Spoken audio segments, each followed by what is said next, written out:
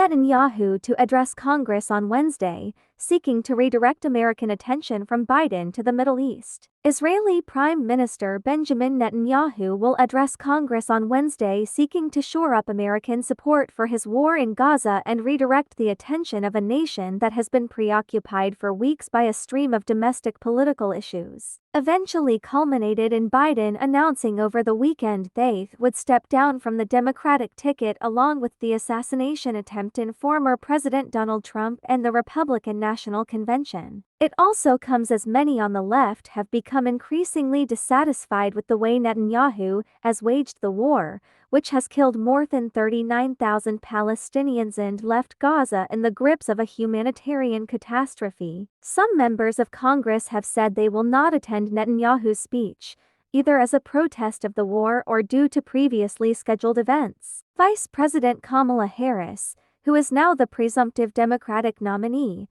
will not preside in her constitutional role as President of the Senate during Netanyahu's address.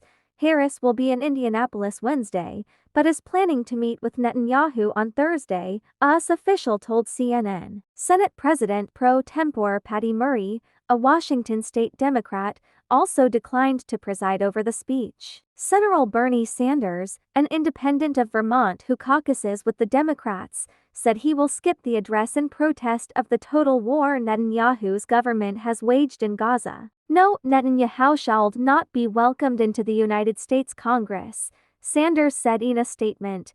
On the contrary, his policies in Gaza and the West Bank and his refusal to support a two-state solution should be roundly condemned. Biden is scheduled to meet with Netanyahu on Thursday. Biden's relationship with Netanyahu has grown steadily colder as the war in Gaza has lagged on and as the death toll in the beleaguered enclave continues to rise. Both leaders have known each other for decades, but have traded not-so-subtle barbs at each other as their disagreements with the war's future have spilled into the public. Biden has said that Israel has reached its stated goal, described the country's actions in Gaza as over the top, and plainly stated his desire for the war to end. The president has said it isn't certain whether Israel had committed war crimes. He has also hinted that he believes Netanyahu is dragging out the war only for the sake of his own political survival. Netanyahu, meanwhile, has accused the United States of withholding weapons and ammunition to Israel, claims that American officials flatly rejected. After arriving in Washington earlier this week, Netanyahu met with some American relatives of hostages held by Hamas. Not all participants are pleased with how that meeting ended. Former President Donald Trump and Netanyahu will also meet Friday at Mar-a-Lago in Palm Beach, Florida, Trump announced Tuesday.